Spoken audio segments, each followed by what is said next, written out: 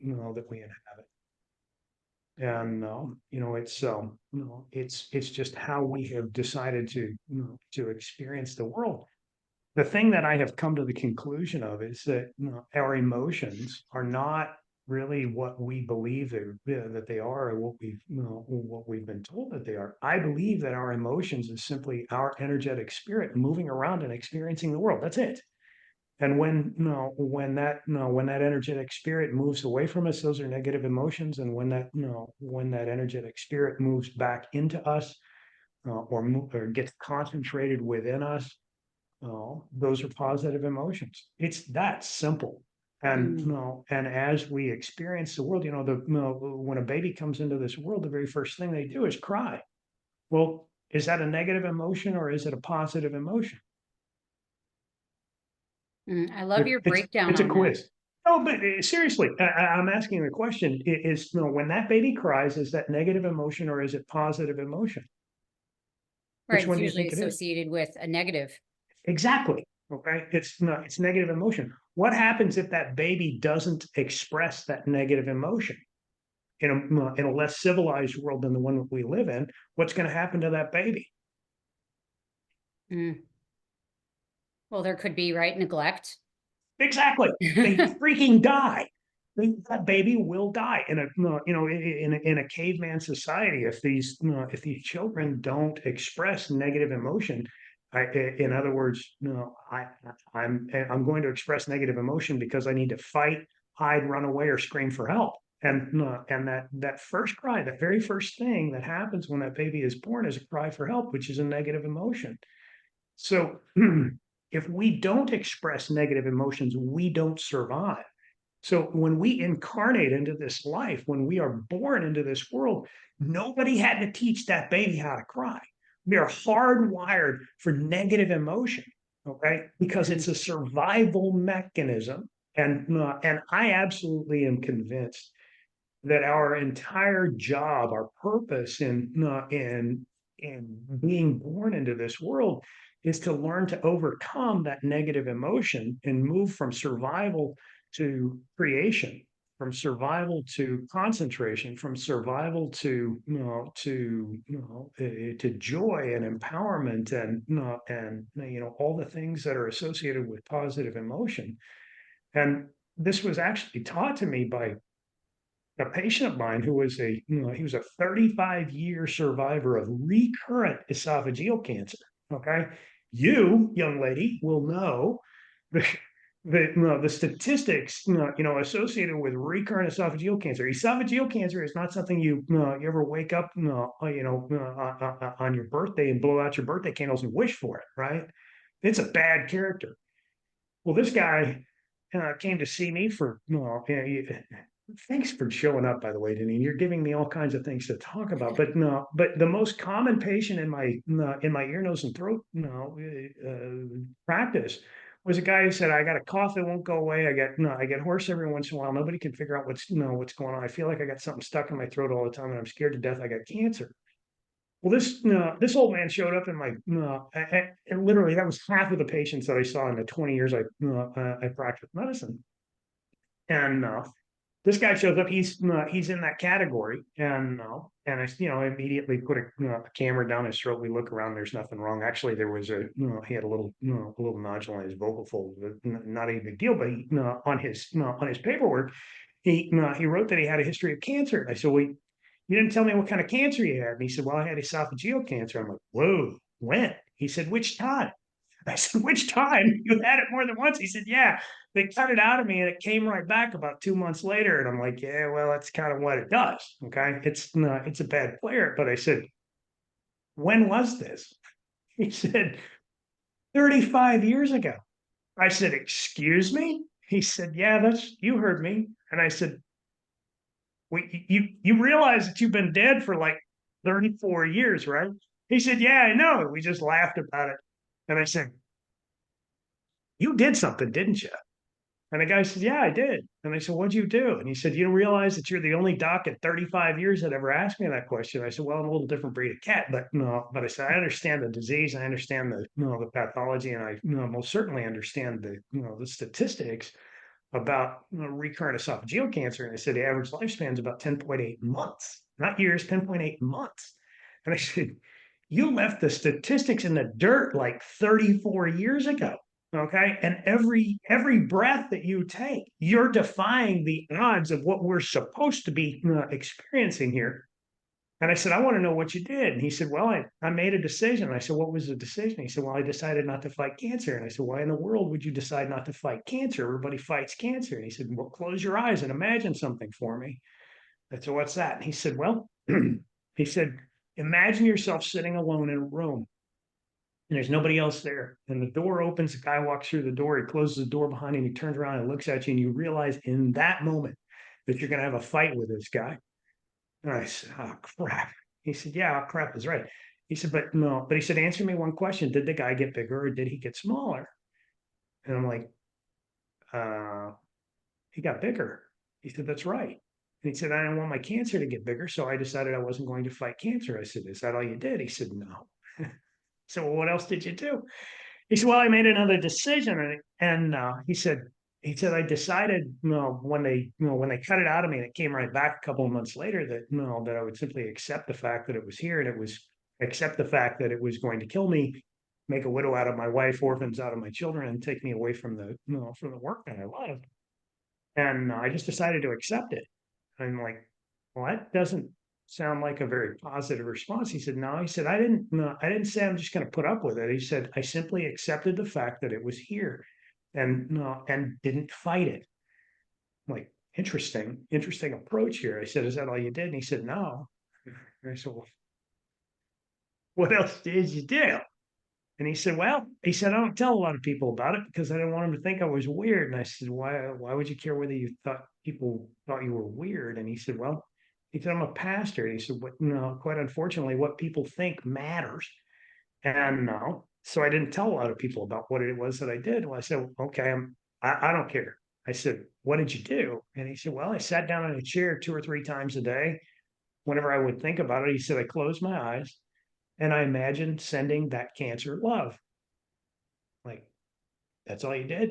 He said, for 35 years. I said, fascinating. Talk about loving your enemy, right? But no, but the point is that no, and doing, I've been fascinated with personal development and healing and spiritual things for a long time. And what I really came to understand was that this guy understood that the emotions that we're feeling feed energy, that energy goes into whatever it is that we direct it toward. Okay. And if we're going to fight something, that implies negative emotion. And that negative emotion carries with it negative energy. And that energy, the character of that energy is dispersive, it's chaotic, and it's destructive. Honestly, that is an energetic match to cancer itself. So he was absolutely right. Why would you feed that kind of energy into that kind of a biological process, especially if you wanted it to go away? You just don't do that. You understood intuitively that that the things that we think, the things that we feel make a difference. And so he simply said, I'm not going to do that. And no, and unbelievably powerful thing. Well, that's not in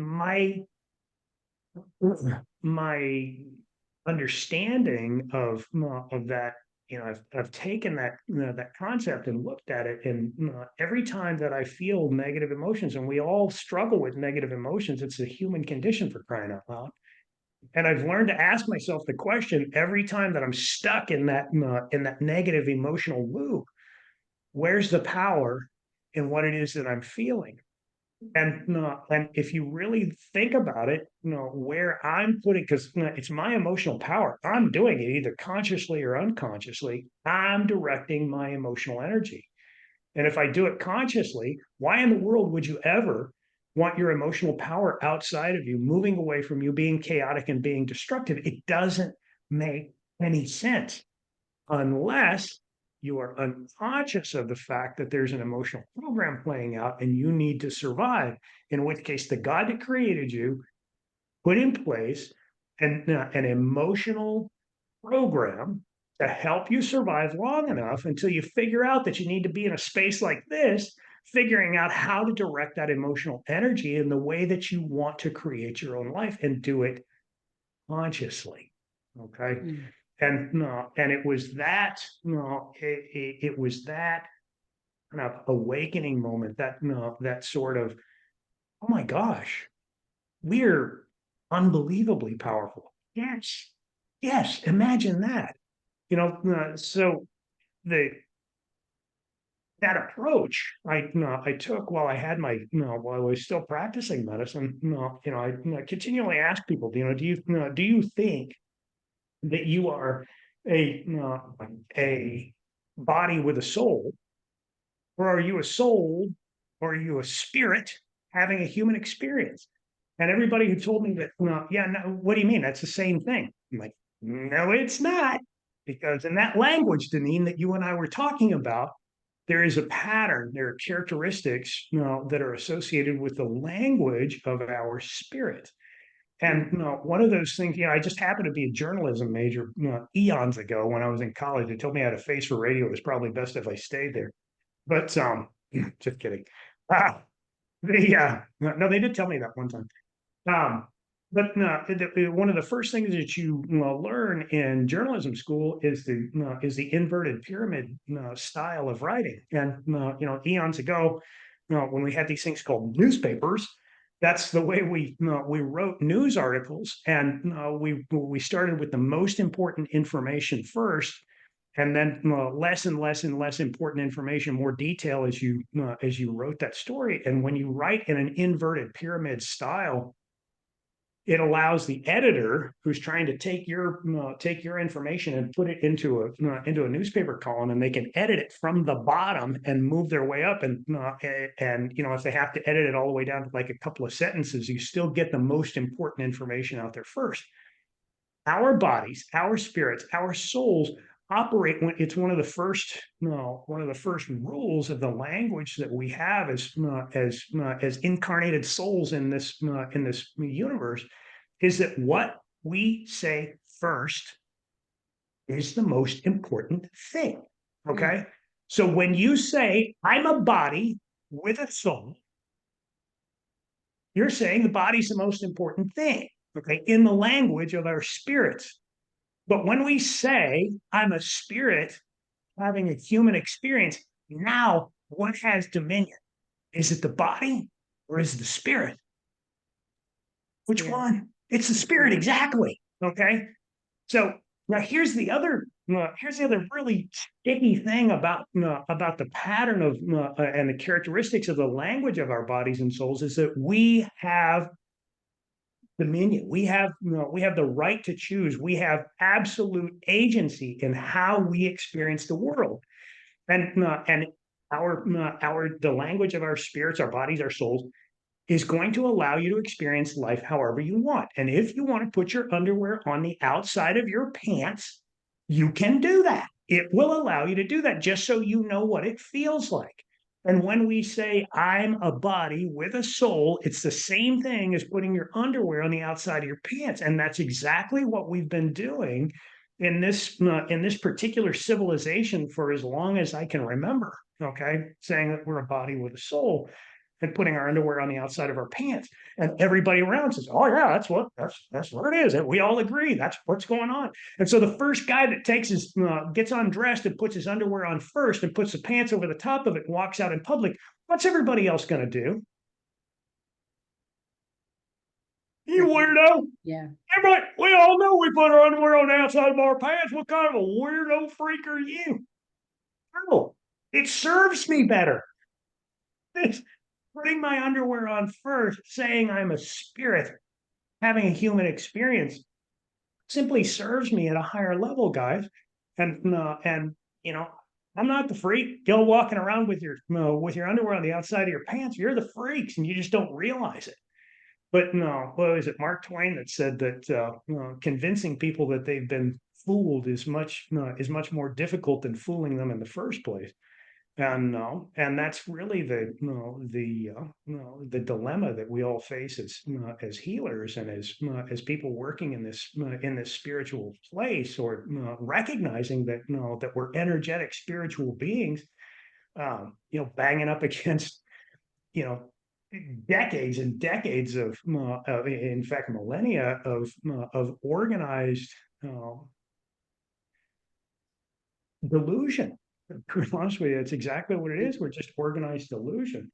So no, so I've just been fascinated, and I wanted to just put a big thank you out there to Trish. I know she's struggling trying to get back on the call here right now, but what's happening in this space is really a very, very big deal. We were talking about it before the rest of you guys got on the call, but I think that hey, there she is.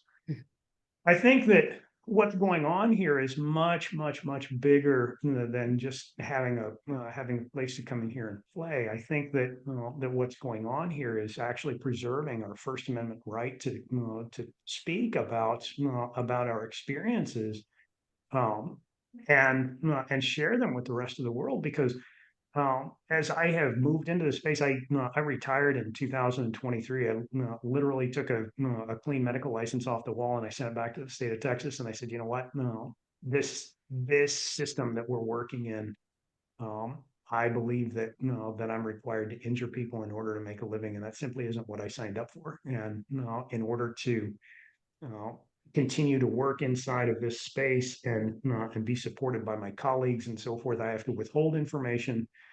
I have to use lower effectiveness techniques to work inside of standard medical practice. And most importantly, simply withhold information from patients that will improve their health. Because one of the problems that I ran into as a physician is that I started, when I started dealing with people's, their diet, and the food they eat and the thoughts they think, the emotions that they feel. When I started working with my patients as if they were a spiritual being having a physical existence, working with them as if the food that they ate interacted with their immune system, working with them as if their immune system were controllable with their mind, with their body, with their soul, with their spirit, whatever you wanted to talk about it, that that we have tremendous amount of control over. Guess what happened? I started solving problems that a whole bunch of my colleagues were managing. And you solve problems that somebody else is managing, and you become really unpopular. Well, I got kicked out of the state of Oklahoma for doing that, and for addressing patient safety problems, and completely blacklisted in at least 6 states that I'm aware of. Came to Texas, and I said, "This is my last shot in medicine." And the practice group that I became a part of was about 50 some odd other, mostly primary care docs with a handful of subspecialists. And we started having, and when I threw out the drugs and said, I don't, this is hurting people as an ear, nose, and throat physician. Most of the drug reactions that you saw when the you know side effects of drugs affect mucous membranes tremendously. Okay, and a huge amount of what it was that I was dealing with was simply drug side effects, and my patients got better when we got them off the drugs, and we started making progress, but they didn't completely get where we wanted them to go. So we started looking at diet and started pulling things out of their diet. Oh my God, the progress that they made was unbelievable. But the problem was, when we straightened out their diet, things that were affecting their mucous membranes in their ears, their nose, and their throats, we started solving other problems. These patients started dropping weight like crazy. Their joint pain went away. Their autoimmune disease got easier to control. And all of a sudden, I became the most unpopular SOB in the clinic, because patients stopped coming to the doctor because we were fixing problems that other people were being paid to solve. And the guy that was the business manager that was running the clinic tried to explain this to me gently. Say, listen, man, you're kind of causing problems here. And I said, well, I'm sorry that no, that solving problems is causing an issue in medicine. I've been told my entire career that I really didn't belong here because I asked too many questions, um, and I simply wasn't satisfied with some of the results that we're getting. And if that's the way it is, then I really don't belong here. So in 2020, October of 2023. I sent a clean license back to the state of Texas. There were no complaints. There were no blemishes. There were no lawsuits. There were no investigations. There were no complaints. No nothing. I sent a clean one back there, and I said, you know what? No, I'm going to spend the rest of my career working over here with you bunch of woo woos here. No, and you know, addressing people as who they really are. They're unique. They're immunologically unique beings. They're not machines. Okay. We look like snowflakes from 10 feet back, but no, and even under a microscope, one person's cells don't look like that much different from another person's cells, but at an immunologic level, we are absolutely unique and powerful. And the emotions that we feel, the way we experience life is unbelievably powerful. And learning how to direct that is just massively powerful. As if you guys needed to hear any of that stuff, okay? But no, but I'd like to hear what what some of the rest of you guys do. Deneen kind of told some of her story. Mr. Pugh, how are you, sir? Go ahead and I unmute. am doing well, so I just had to take a second to unmute myself. All right. Thank you What do so you much for this what? story. Sure. What do you do? Well, I am a soul mentor, energy facilitator, psychic medium, uh, teacher, speaker, a little bit of everything. Gotcha. Is there anything that you take a special interest in? Well, right now, my focus and interest is connecting with those to heal their trauma, their pain, their shame, their guilt. As you was talking, this is some of the root causes that I find that's connected with people's illnesses because of the emotional space, and that really carries weight. And so when you get to the emotional space, you then can connect to the physical space to help clear out the illness, the trauma, the pain, the suffering. Right. No. So let me give some credence to what it is that you already understand and know that, but from a physician standpoint, what you're doing is incredibly important. I can't tell you how many, in medicine, we deal with a lot of psych issues, and everybody's response is here's some pills and go talk to go talk to the Mm, psychiatrist. And nobody yeah, wants to do that. Okay. yeah, Number one, it's expensive. Number two, they have to wait about 18 months to get into a psychiatrist when what we're really dealing with is soul sickness yeah. and our bodies are the best mouthpiece, if you will, for to let us for our soul to let us know that our spirit to let us know, hey, there's something wrong here, and One hundred and percent. yeah, exactly. I mean, we dealt with it all the freaking time, and it wasn't until I understood some of these energetic techniques. I was introduced to emotional freedom technique, tapping, EFT, Yeah, in 2021, and had a profound experience with it. That I mean, literally, it freaked me out. It blew me away. It scared me to death. And then once I understood, holy crap, we have an unbelievably powerful tool here. And then I started discovering tool after tool after tool to yeah. many different tools to address people's emotional wounding. It's actually a spiritual wounding. If you buy my concept that that emotion is simply our spirit moving around experiencing the world, then what we're really dealing with are spiritual woundings, and our spirit is simply using our body to communicate back to us. I can't tell you how many times before I was in ENT, I was in general surgery. It's the way a lot of surgeons move through that pathway. But in general surgery, we deal mostly with between the diaphragm and the pelvic floor. And every belly painter that comes through the emergency room we're the first call everybody makes because there's a lot of pathology in the abdomen that doesn't necessarily show up on a CT scan, or it doesn't show up on blood work and all the rest of the stuff. It's clinical diagnosis, which I freaking love. I'm gonna tell you, I really had a blast in general surgery. I just didn't like sitting there working at 2 and 3 o'clock in the morning, as well as 2 and 3 o'clock in the afternoon. So I was a little bit on the lazy side, which is why I got into ENT, but that's a story for another time. But no, my point is that that we were all when you work in general surgery, you've got a client base that you're gonna have some chronic belly painers. And people that come into the ER over and over and over. I mean, they practically glow. They've had so many freaking CT scans, and everybody knows that that we've got a psychiatric case going here, an emotional problem, but nobody knows what to do with it. They keep throwing pills at them and trying to get them to go to a psychiatrist, and none of these people ever want to go because they know that they've got a belly problem. And I'm like, holy crap! As I've learned more about all this stuff, and guess where they feel that belly pain? Can anybody guess where they feel that belly pain? Janine, where do they feel that belly pain? What part of their belly? What part of their abdomen? Oh, interesting. I would say probably, well, it kind of depends. It could be around more like the solar plexus area. Could be, could be. Is that your guess?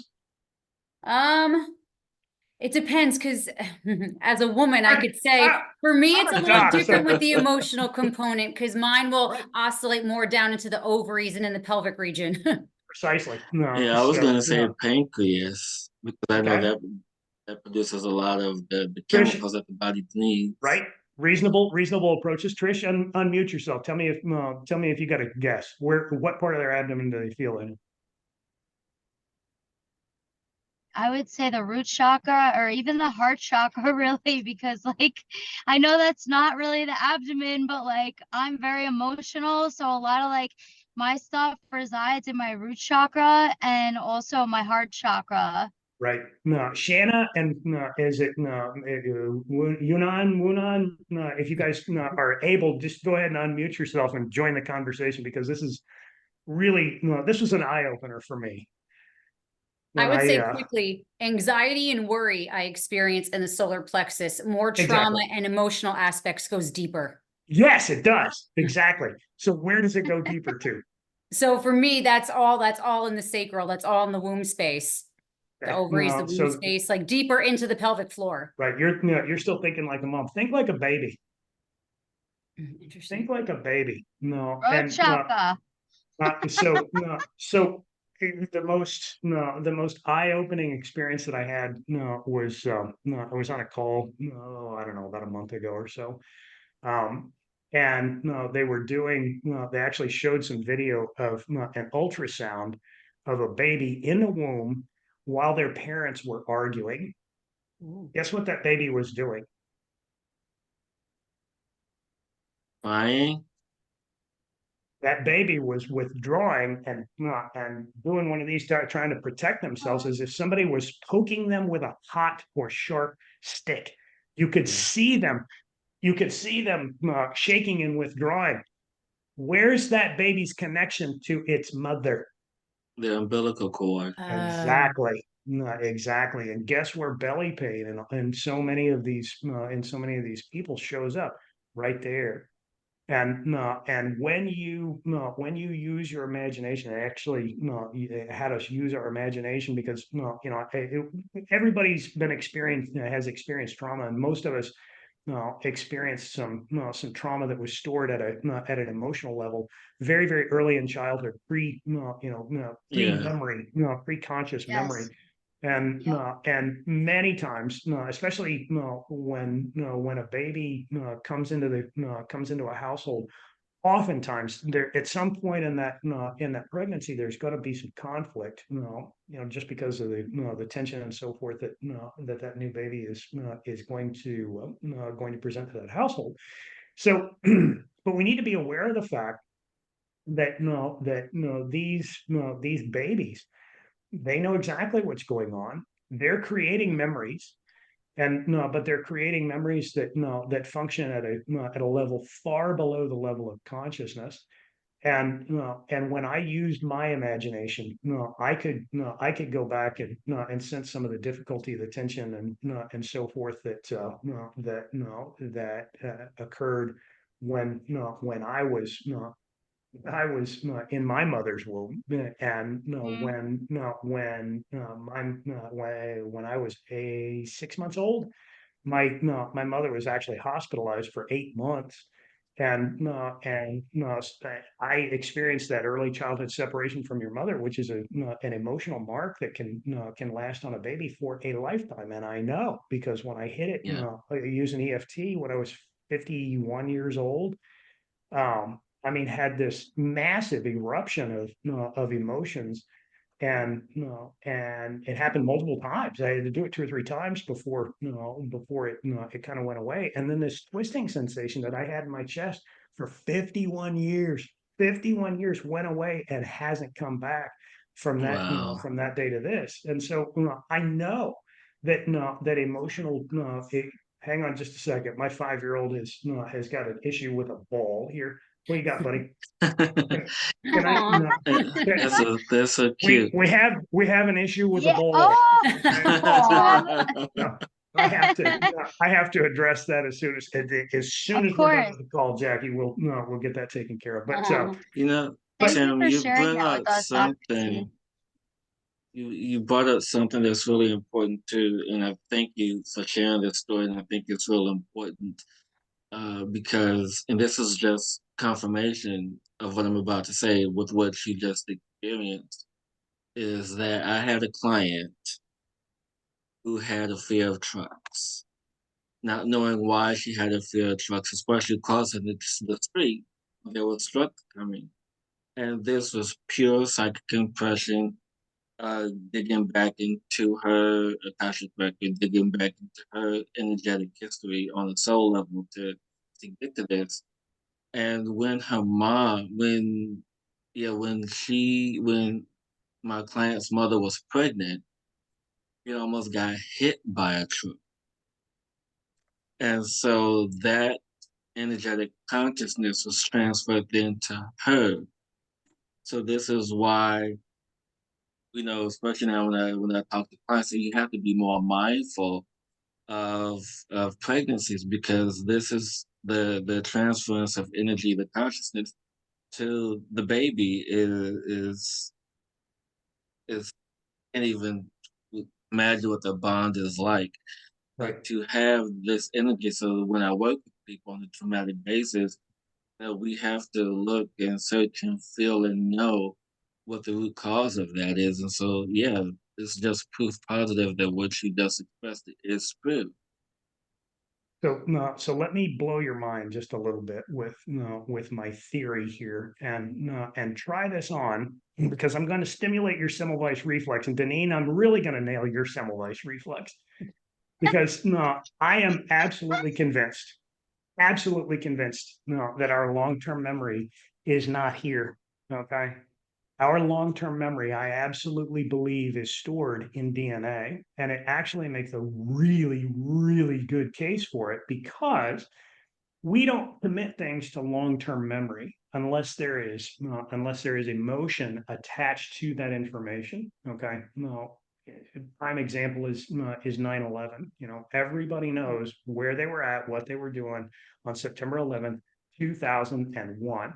All right, 20 some odd years ago.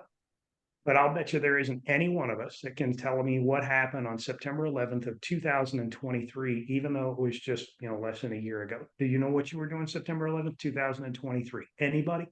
No.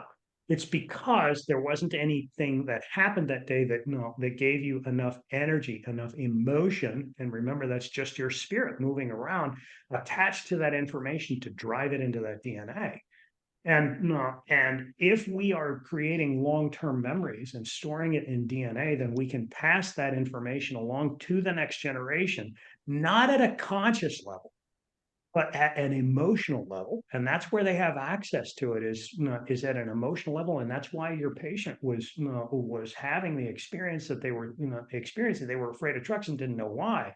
It's because at an emotional level, they had energy attached to that information And they could tell you, I'm afraid of trucks. I don't know why. It's because they don't have conscious recollection of it, because that memory wasn't theirs, or it was formed at a time before they had a conscious recollection of it, which is why it's so critically important to to be cautious and of how we act, the energy that we put into especially pregnant mothers and little kids. I'm going to teach a child in the way that he was going, he won't depart from it. That wasn't no, that wasn't just, good advice. Hell, they were explaining to us in a very spiritual, a very real sense that we're programming that child for a lifetime. And that's exactly what's going on, is that we're programming that child. And I am absolutely convinced that that programming lives in our DNA. And I can tell you that that little kid that just came in here was is proof positive of it. When I have two sons, one of them's 9, one of them's 5, and when the 9-year-old was conceived, I was recently out of residency. I landed my first job in medicine, and I realized just a few weeks after I started that job that I was actually required to commit fraud as part of my job. I'm absolutely convinced that's what I was required to do. I ran it past some of my mentors that I trained with, and they said, "Yeah, I don't think I'd do that." And I'm like, "Well, this is what this guy is wanting me to do." And so I was not very happy. Realized that that several years of my life had culminated in me having to be forced to be a criminal in order to make a living for my family, and subsequently, I was pretty sad about it. Okay. A few months later, my wife says, "Hey, congratulations, you're going to be a dad." And I'm like, "Cool." Kid was born. He's perfectly normal. Everything's fine, outside of the fact that he was a giant, 9 pounds and 13 ounces. He will apologize to his mother someday. But as that kid grows up, I noticed that that when things kind of didn't go his way, his default emotional response to the world is sadness. Okay, he just gets sad. And his little brother, who was conceived about 3, 4 months after we had been attacked violently in our home 5 different times. Okay, it's a crazy story, but no, we were violent. My wife and I were violently attacked in our home 5 different times, and during this period of time is when my youngest son was conceived. And I was mad as hell at during all this stuff. My wife, she was pretty sad about it, but I was angry as a dickens, and understandably so, I believe. But nonetheless, when that little kid grows up and things don't go his way, guess what his emotional default pathway is? He's mad as hell. In fact, he at 4 years old, he said one day he told his mother, he said, "Mom, Dad, I don't even know why." Dad does, because it was written in your dadgum DNA, and we're trying to teach him how to get control of it and overwrite that emotional programming. And it's there for a reason, guys. Whatever we survive, whatever our parents survive, gets written into the DNA as survivable. Okay, and that's the default pathway. If we don't survive, then we don't get to participate in conversations like this. If we don't have the good sense to not get run over by a truck, right? And so, Wow. if we recognize that we've got a program running inside of us for our benefit, but it doesn't help us to live excited, happy, creative, motivated, inspired, all the rest of these things that go on with the higher levels of consciousness and the more pleasant, positive emotions. If you don't survive it, you can't experience that. So negative emotions serve us, but they serve us at an unconscious level, and they serve us to survive. Once we recognize that, and we start treating our patients, we start treating our clientele as if they are a spirit having a human existence with all this crap programmed into their DNA, then the world changes just like that. And that's exactly what I saw in my practice, and why it's so critically important that we have a space like this in order to be able to talk about it, to have the freedom to talk about why this is such a big deal. So, we sang your Can I share praises while you something were vulnerable? absolutely. I Can wish I you would. Okay, so I didn't get a lot of sleep last night, and I had planned on driving back to Florida from my boyfriend's house by myself today. I'm very stubborn. I've been single for 10 years. I'm used to doing whatever I want, whenever I want. And last night, he basically said, "You're not going by yourself. I'm going to come with you. We'll stay in nice hotels. I'll take care of the dog. I'm here for you. Then I'll fly back and take care of my parents, and then I'll come back." And I was like, this is my boundary. I'm driving by myself, and I'm not easy to deal with sometimes, right? Because I'm very like, I've been single for 10 years up until like I met him in January, right? He's the nicest, kindest soul. He's different. He's used to like being super loved and supported. I'm used to like consoling myself. So we have different reactions to how we act when upset or triggered. And sometimes like I did verbalize to him today, right? Like I am used to because he said, "I don't like when you walk away when I'm trying to talk to you."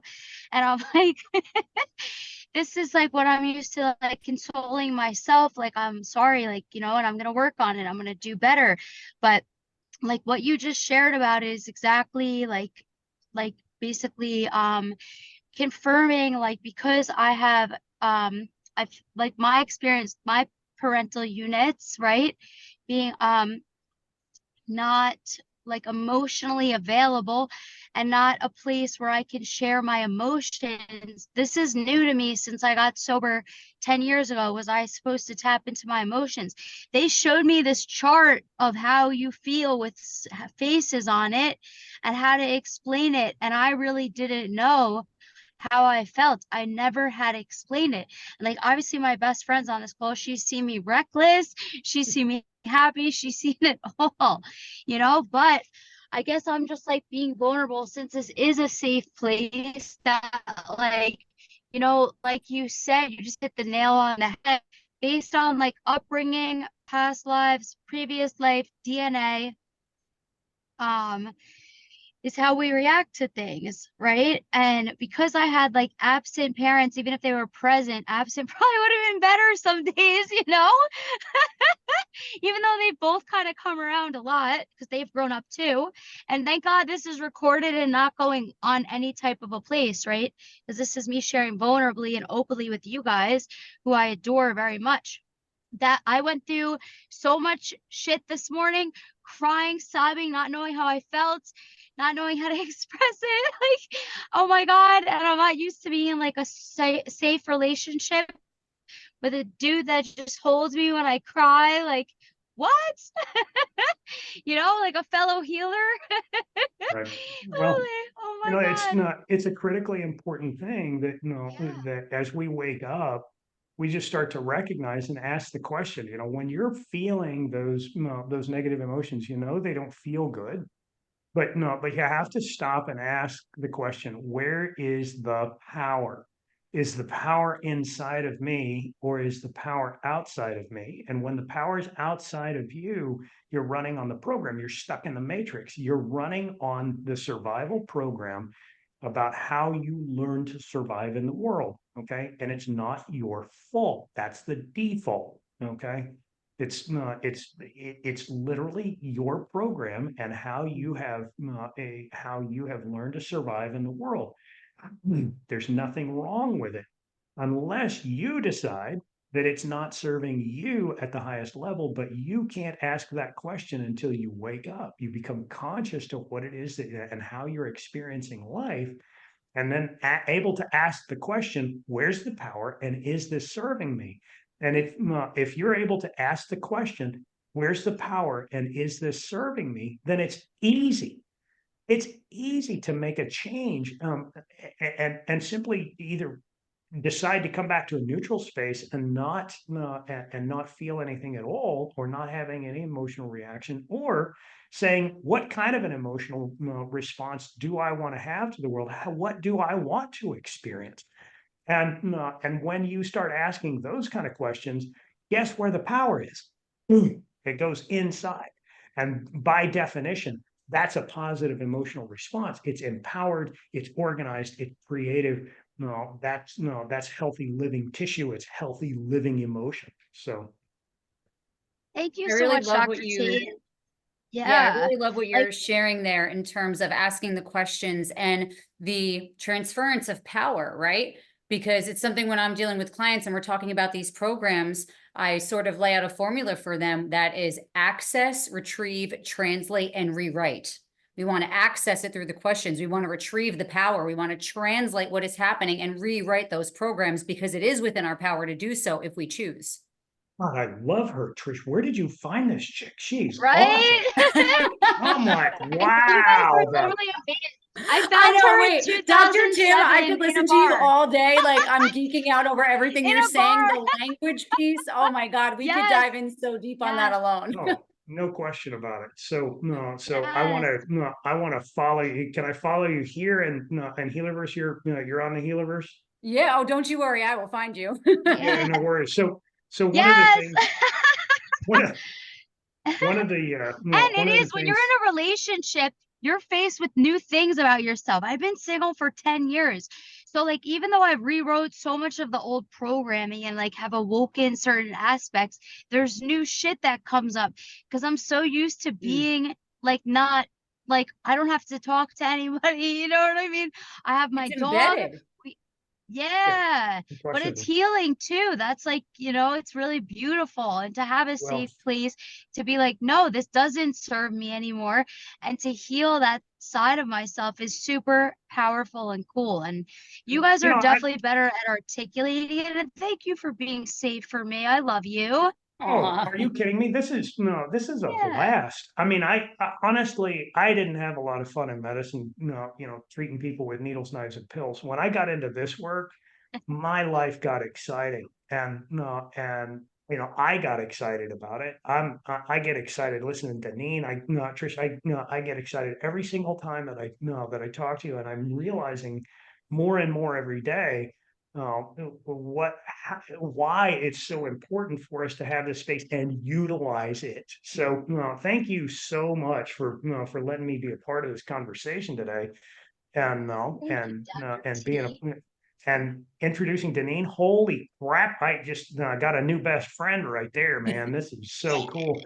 And Trish, what I'm going to tell you is that we're going to start having regular workshops on your website, on 5D Healerverse to tell my story Yeah, and promote our programs please. because it is a safe place. We can have these conversations here, and let folks know what's going on. Because I, you and I met almost crap. It was last fall, November, something like that. And Yeah, I haven't made a hell of a lot of progress in my business. I'm a friggin' doctor. I'm not some online marketer guy, and I right. despise all of this technology. But I'm Yeah. starting to I'm starting to get it now. I can. I was over at another place this morning. I got here 10 minutes before the call, and man, I got the computer set up and the microphone and the light and the whole thing, and like, oh, hey, I'm getting better. So no, I'm going to apologize to you for the fact that that I haven't utilized your space as well as we could. But no, I'm getting better, and we're going to be on here a lot more going forward. Just because the people that I'm seeing that Hills and Deneen, and my gosh, how exciting it is to talk to a community of like-minded people that you don't have to Yeah. explain this crap to. They kind of get it.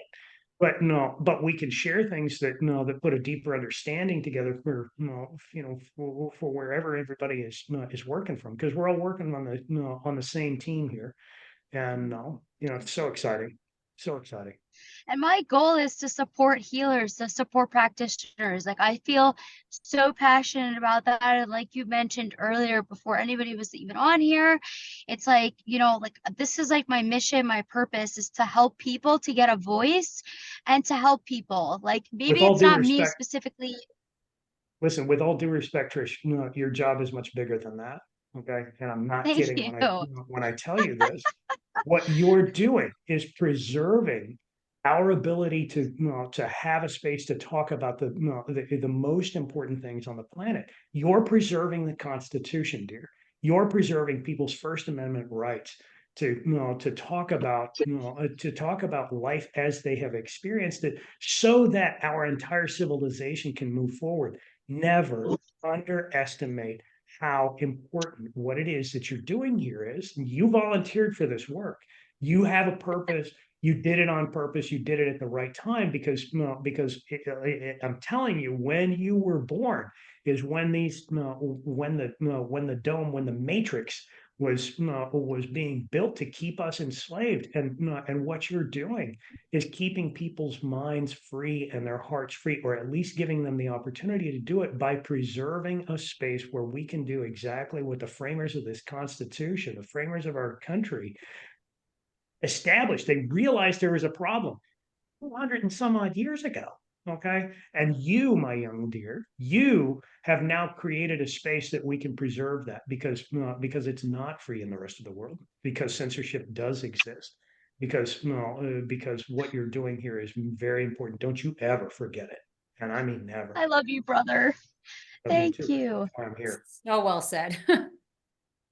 No worries. So, Thank you. but, And you guys are inspiring me right now too. And Yeah. it's been honestly amazing. Like, even like Reggie that's on here right now, he's been killing it on the marketing. Anything you guys need, you tell him, we'll do it. If you want to take over the hostage of the Healerverse social media channels, if you want to do events, you want to do workshops, you tell us, we're going to make it happen. Literally, I I want to have stuff support coming. everybody. I Good. have stuff You coming. tell me, I'll support it. The next thing we're doing too is corporate wellness. You know why? Because we're gonna fucking send it. We're gonna send it. How do you reach the masses? You fucking send it. And they already have a budget. So You fucking bust it pay from my the healers. inside out. You bust it from the inside out. Pay my healers. Pay got my healers. They're fucking amazing. Maybe they're not on these bigger platforms that are owned by the platforms. My healers own their own content. We're just giving them a space to showcase and Right. keep shit going and highlight the truth and humanity and helpfulness and love and abundance and shadow work, like I shared. You got Yes. it. Yeah, you got it. What else you want to talk about, Trish? We got about we burnt our hour. I love you guys.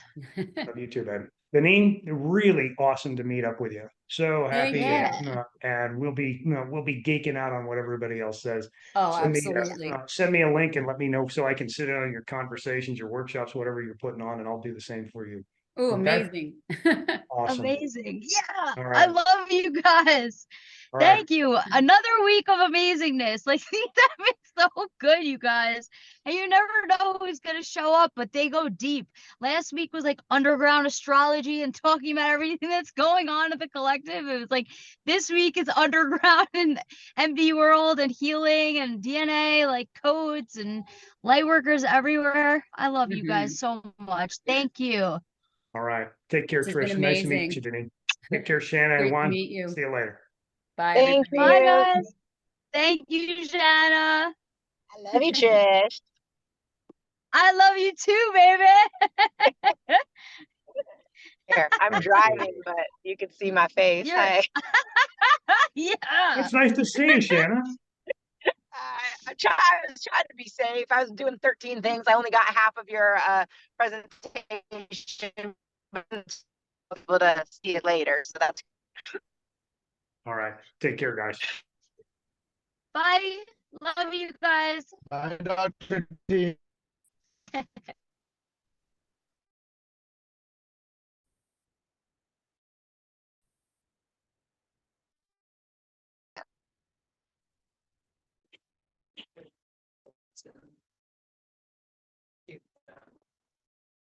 bye, baby.